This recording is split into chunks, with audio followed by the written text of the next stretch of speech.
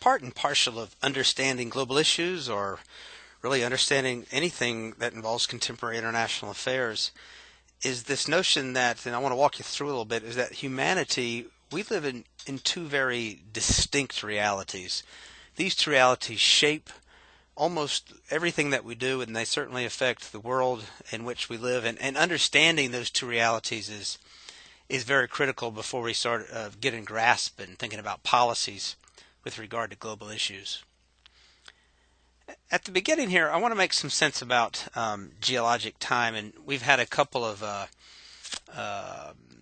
slideshows, a couple of things that you've watched before this particular video, or if you haven't watched them already, please go back and do so, because I do want to give you a real sense of that dimension. And here's why geologic time matters so much, and how short time people have been around. You see, these two realities involve two worlds, two places, two entities that we talk about all the time. And in just sort of everyday English language, we talk about planet Earth and the world, and we use those words interchangeably. I'm going to use those phrases of speech to be something quite specific here. And on the one hand, I want planet Earth to represent the global ecological system. That system is made up of the biosphere, humans, plants, water, animals. And even though humans have been around the least amount of time in that system, humans dominate that system, and they dominate the life world, if you think about what biosphere means. That's a real important thing. More on that in a moment. Planet Earth is also made up of the lithosphere, that's Earth's crust, terra firma, if you will.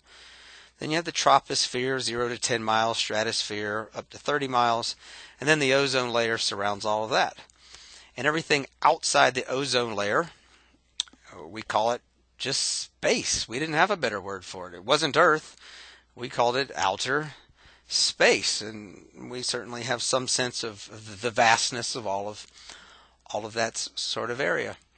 And whether you believe that people, humans, came from some sort of biological evolution or some sort of divine inspiration, that's an interesting and important. I don't want to belittle those belief structures, but it's really irrelevant for this particular point that we're making this morning, or this while you're watching this.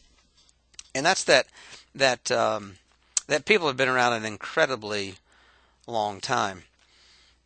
The world, I want you to think about as human culture, and there are at least three components to human culture, at least what sociologists would tell us.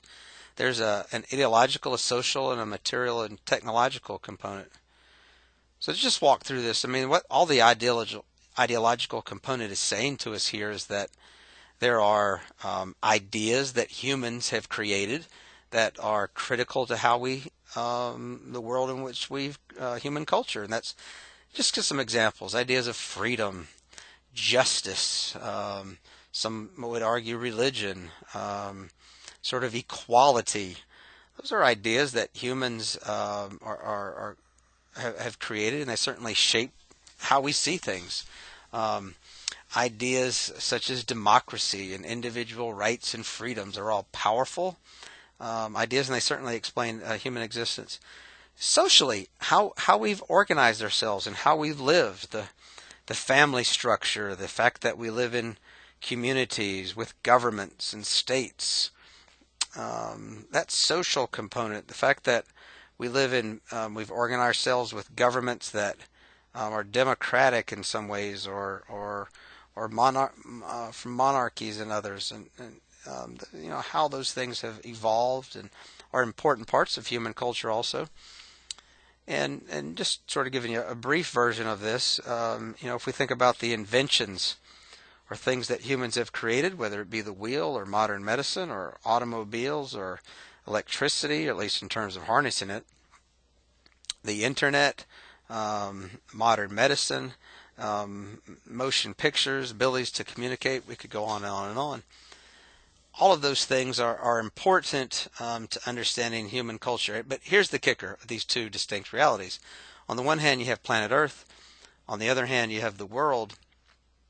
And whether you believe that people came from divine inspiration or biological evolution, one thing we can agree on is that humans did not create planet Earth. And the other thing that we can agree on is that in terms of human culture, only humans created that. And as people, we live with and move in both of those sorts of things. Planet Earth, the ecological system, is what sustains human life. That unique way in which the biosphere operates. At the moment, it's the only place that we know that can sustain human life. And maybe there's a Star Trek solution out there someplace, but until that's found, what's unique about this ecological system is it's the only place where humans can live. What we know about human culture is that it's entirely created by humans. But here's the kicker.